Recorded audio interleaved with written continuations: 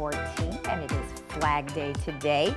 We have one meeting to tell you about, and it is at 1:30 this afternoon, and it is a GRF budget meeting, and that is the department review. And of course, you could follow along with that at lagunawoodsvillage.com/meetings.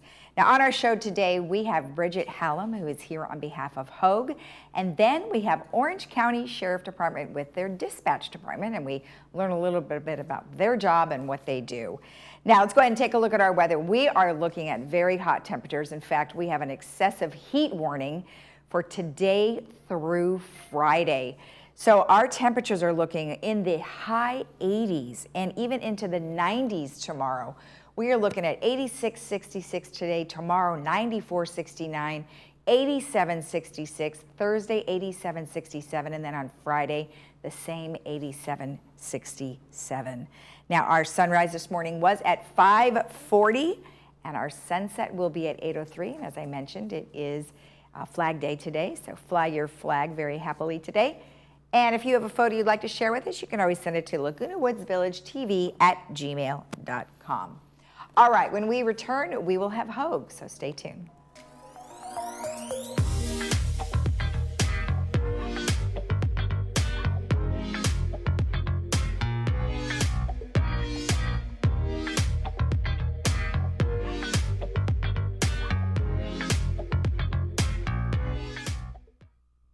All great healthcare organizations care, but the best dare to reach higher. At Hogue, we lead with life-saving clinical trials and advanced therapies. Our world-renowned specialists innovate with state-of-the-art technologies like virtual reality and robotics. Hogue is the #1 hospital in Orange County 4 years in a row. Now, more than ever, your healthcare choices matter. Choose Hogue.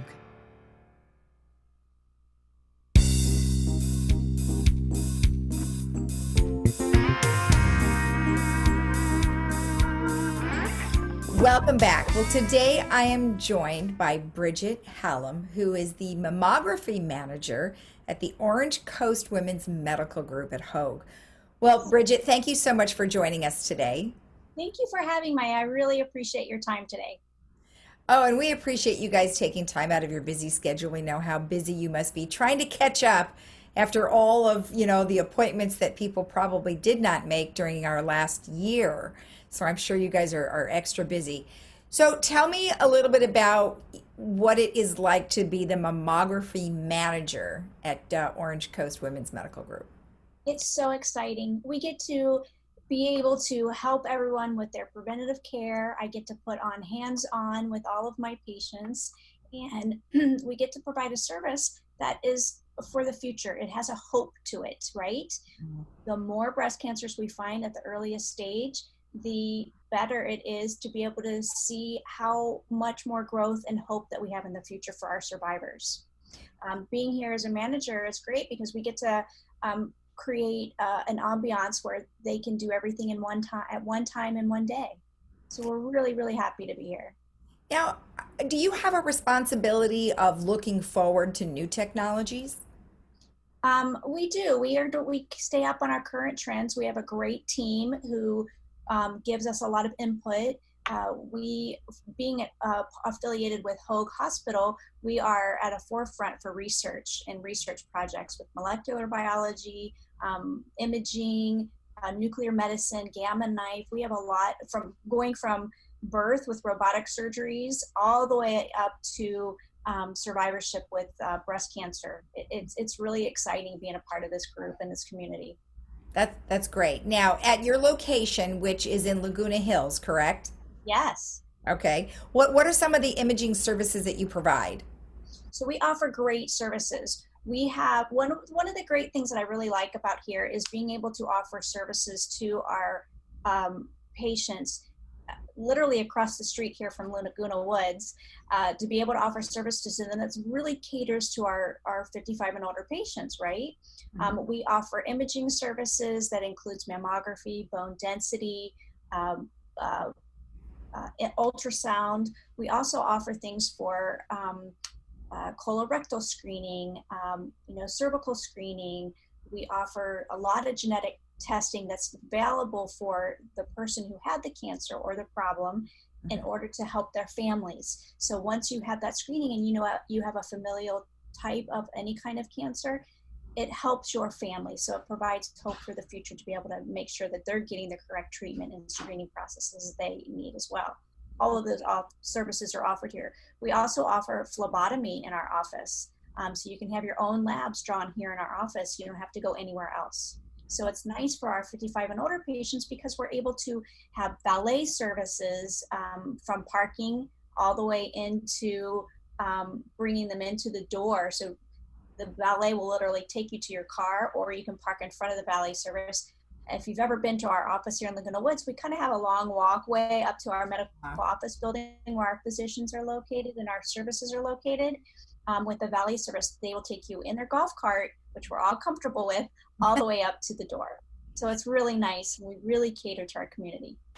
Yeah, because there's a lot of people that go there, and there's parking that, like you said, is kind of far sometimes. So that is a great service, so people do not have to worry about getting to that front door.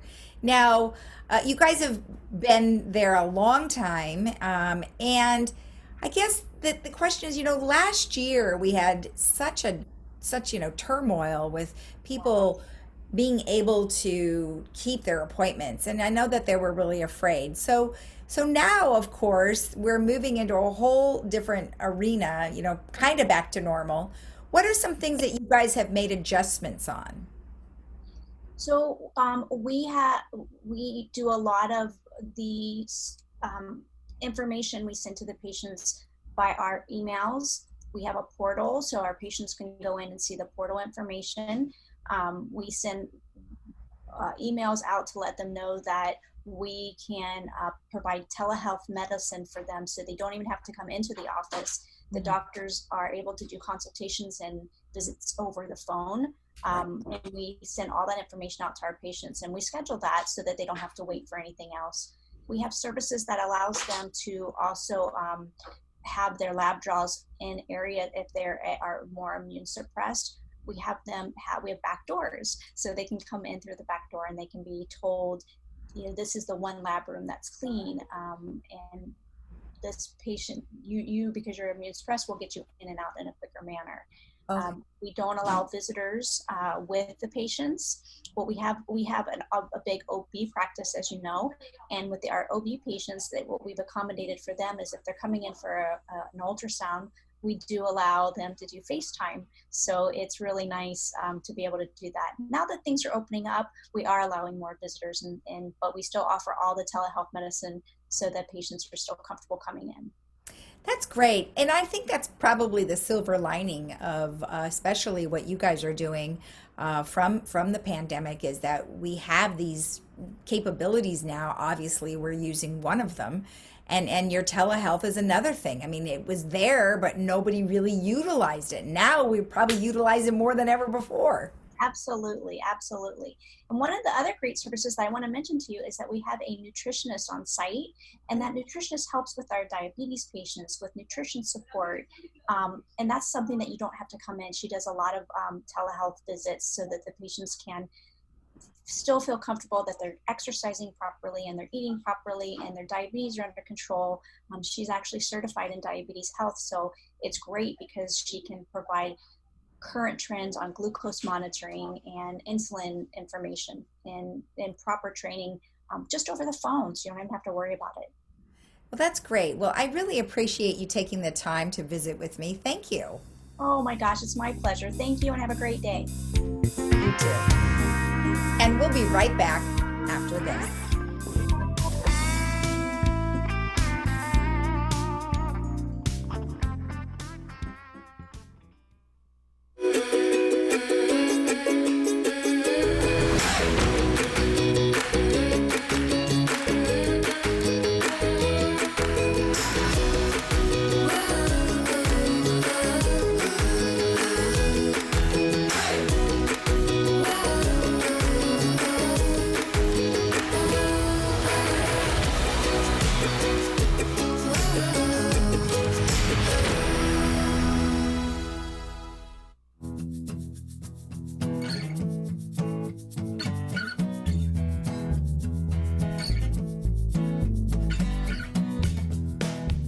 Welcome back. Well, today I am joined by Kara Gray, who is a radio dispatcher with the Orange County Sheriff's Department.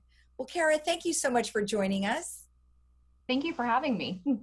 Oh, you're welcome. You know, we always try to go through different divisions to see what your job is like and how you help us here in Orange County. And so I'm really excited to hear all about your job. And, you know, it's good for everybody to know exactly what happens with a 911 call and when to call, when not to call, and that type of thing. So I'm really happy that you could be here to do that. So before we get into some of the nitty gritty of a 911 call, you know, we want to know what it's like for you as a radio dispatcher. So as a radio dispatcher, you never know what kind of call you will get. We answer non-emergency business line on top of the 911 calls. We have a priority button. So if you hit that priority thinking you're going to get a business line, it could pop over to a 911 that pops up. And we have multitude of different calls that come in, and it could be anything from an abandoned vehicle to somebody not breathing to a family member screaming. Sometimes we do get just screams and then they just disconnect. So you never know what you're going to get. It's a fulfilling job though, because we do help people. You know, that is our primary function, is to be there. We're the first people that you call when you need help, and you know, we will always answer the phone.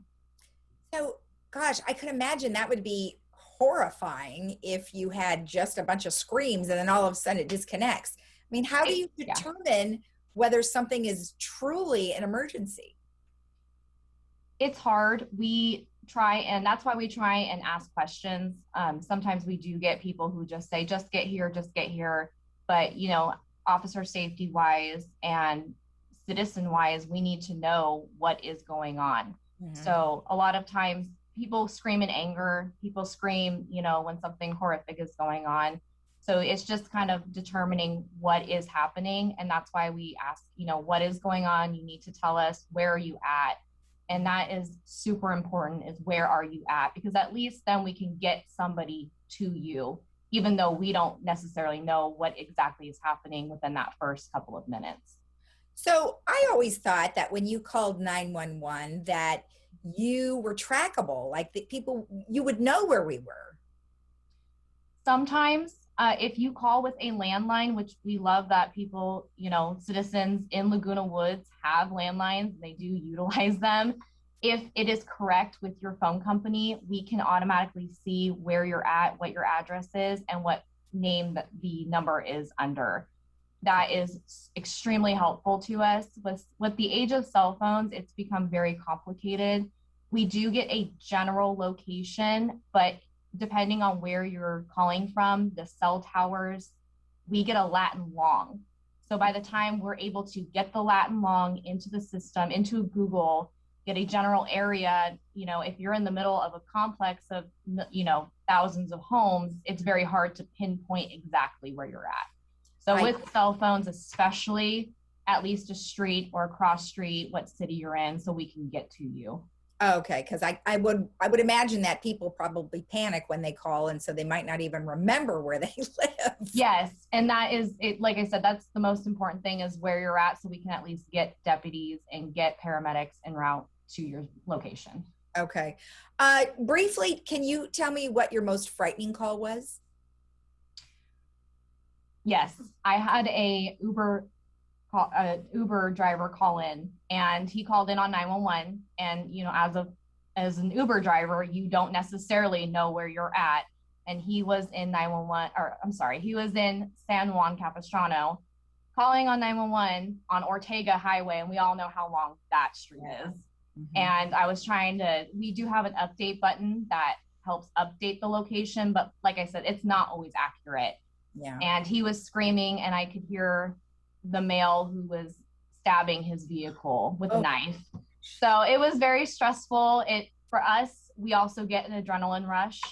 We feel, you know, we have empathy. We understand what's going on, but we're able to kind of tamper it down while we're answering the phones, which is why sometimes we might come across as a little harsh. We're just trying to help you.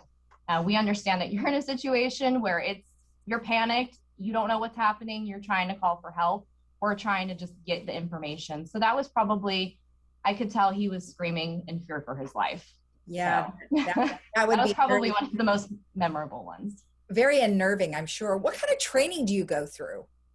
So we start with call taking. That is about 10 weeks where you're just on the phones answering 911s, non-emergencies, business lines. And then after that, for a couple of months, usually about a 3-month period, then you go to what we call radio training.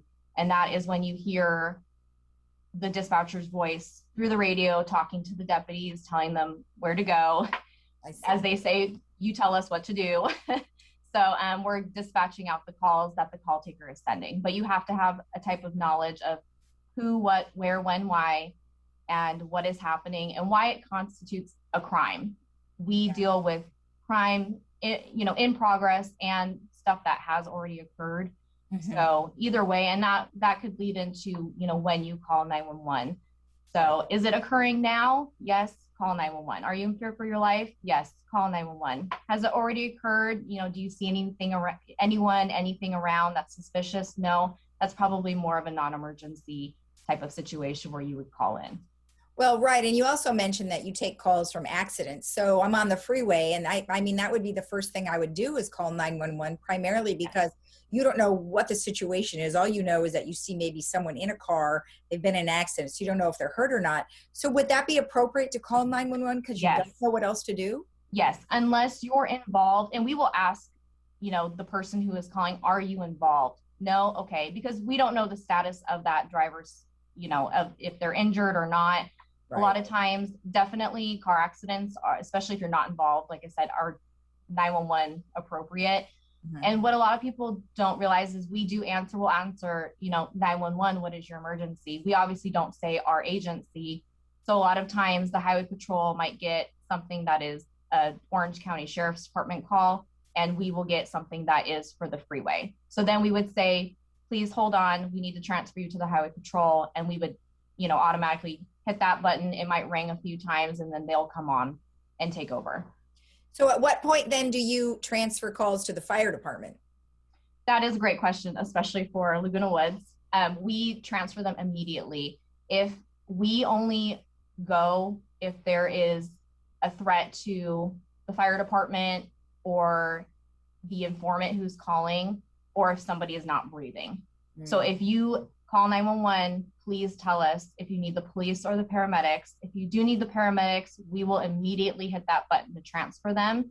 If somebody is not breathing, just know that we are staying on the line to confirm that somebody is breathing, and then we will disconnect. If they are not, we're getting that information because the fire department can only go so fast with their large trucks and ambulances, whereas in a vehicle, the deputies can get there a lot quicker and usually do to start CPR before the ambulance gets there. Oh, I see. Okay. Mm-hmm. Yeah, you wouldn't necessarily.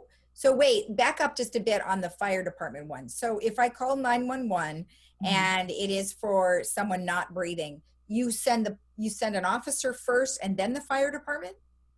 So it kind of depends on the call. If somebody immediately says they're not breathing, I'm going to quickly get the address. And then while I'm getting the address after that, I say, okay, let me get the paramedics in line with us. Don't hang up. Okay. While the phone is transferring, I'm usually quickly typing up the call, male or female not breathing, and then just sending it over. And then we will let the paramedics take over because they give the CPR instructions. And that is super important that people don't hang up on that transfer because it has happened before. Sure. Whether, they can't hear or, people are in a panic, obviously. It's totally understandable, but please don't hang up if you don't hear something right away because we are just trying to transfer the call to the fire department so they can give those instructions. Okay. Great information. But now you also said that you type in something. So not only are you on the phone, but now you're typing something and trying to do all these different things. So how many different things are you doing at once? We are doing quite a bit at once. So just as a call taker answering a 911, we have 3 to 4 screens. Usually our main screen is all of the calls that are going on in the county. We have 2, we call them command lines, and we have, dispatch codes that we put into these command lines. And then as we hit a button on our computers, on our keyboards, on the computer, it pops up and it gives us all the basic information that we need to type in the call. But it still takes time to type things up. So, during that training period of that 10 weeks, if you cannot get a person not breathing or a car accident or something that we consider as a priority one call over within a couple of seconds, within a minute, you typically don't pass, because people depend on that for us to get the information over. Right. So pretty quick thinking. Yes. Quick thinking, quick typing. Yeah. Vice versa. On the radio, we have what's called a foot pedal, and it almost is like a sewing machine foot pedal, because our hands need to be free at all times so we can quickly type. So we have a headset where we're talking, typing, and hitting that foot pedal at the same time. So it's very much multitasking. Good. Sounds like that's kind of like patting your head and rubbing your belly at the same Yes, that's time. exactly what it is. With, and if the Yeah. call taker is yelling information to you as it's coming over, hey, I have a priority one that's going to come over, and the deputies are asking questions, and it's a full team response, but it's very much multitasking. Do you work long hours? We do. We work shift work. So we either work a 10-hour shift or a 12-hour shift. Oh my gosh, that would be, you must be exhausted when you go home. It can be definitely tiring. We are not like the deputies or the fire department where we're out on our feet all day handling calls, but mentally it can be exhausting. We eat at our desks while we're helping the public. We take breaks, for ourselves and to get up and walk around, but sure, mainly we are sitting down answering the phone because somebody has to be here to do so. Exactly. How many dispatchers are there? I think there are about 60, 65. Oh, wow. And then during a full staff of people, we have 4 different radio channels. Okay. So Laguna Woods is considered yellow 2. And we have one main dispatcher that is dispatching for what we call yellow 2. And it breaks up the cities a little bit. Okay. So because we are such a large county, we have yellow 1, 2, 3, and 4, and then a breaker person. And then on the desks, we can have anywhere from 3 to 9 people. Oh, great. And who is the dedicated dispatcher? Is it change? I guess it would changes. Yeah. So to break up the shift, we usually have about a 6-hour time on the phone, and then you'll go to a radio position typically. Oh, I see. Okay, good. Well, man, this is awesome. I really appreciate you spending the time with us. It's always good to get the inside look of how you guys work. Yeah, no, we appreciate it. And I just want to briefly say, I understand, everyone, when it comes to emergencies, everyone might have a different opinion of what an emergency is.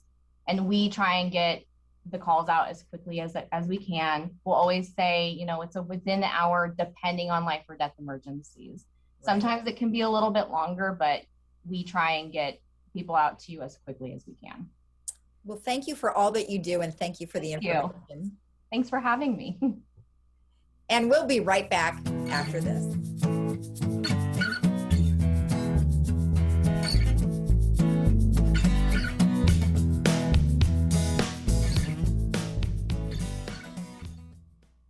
Are your hearing aids not working as well as you'd like? The person who programs your hearing aids is way more important than how much you spent on them. The good news is that we can help. I'm a retired electronics engineer who will precisely reprogram your hearing aids to your unique hearing loss. If that doesn't give you significantly better hearing, I won't charge you a dime. You have nothing to lose and better hearing to gain. So call Hearing Remedy right now and ask for your personal better hearing appointment.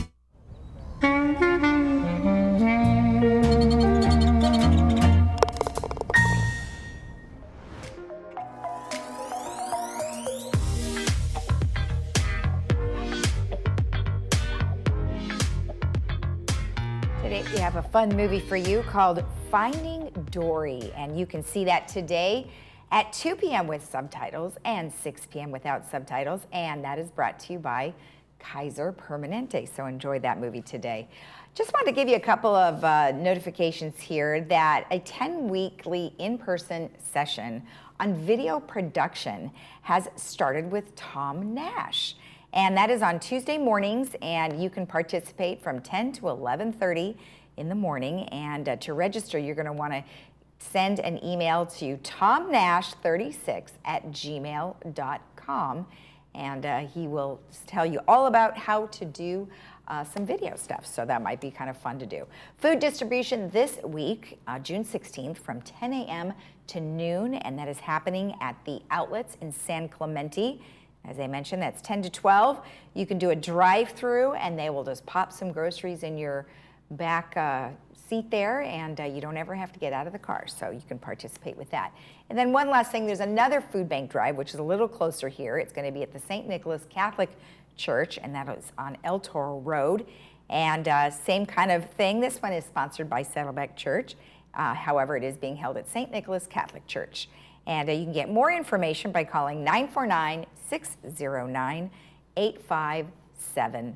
All right, let's take a look at our weather one last time. As I mentioned, we are under an excessive heat warning for the entire week, and that'll be today through Friday. And we'll keep you apprised of those temperatures. We are looking at a high today of 86 with an overnight 66. Tomorrow, very warm, 94, 69. Then Wednesday, 87, 66. Thursday, same 87, 67. And the same on Friday, 87, 67. So it's going to be pretty warm all week.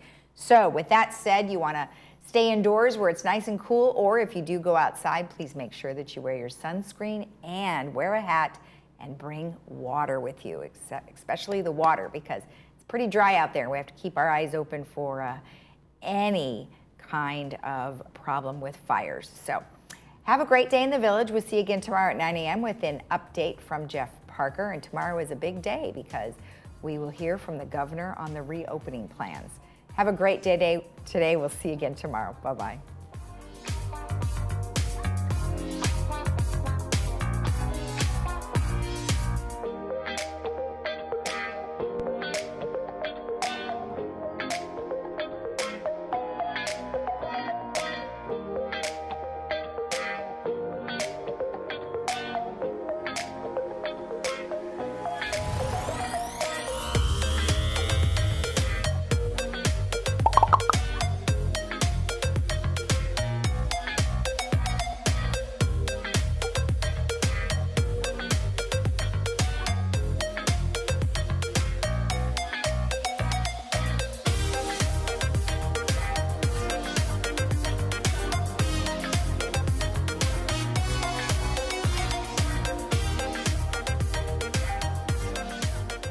Even though some things are far away, we plan for them ahead of time because they're important.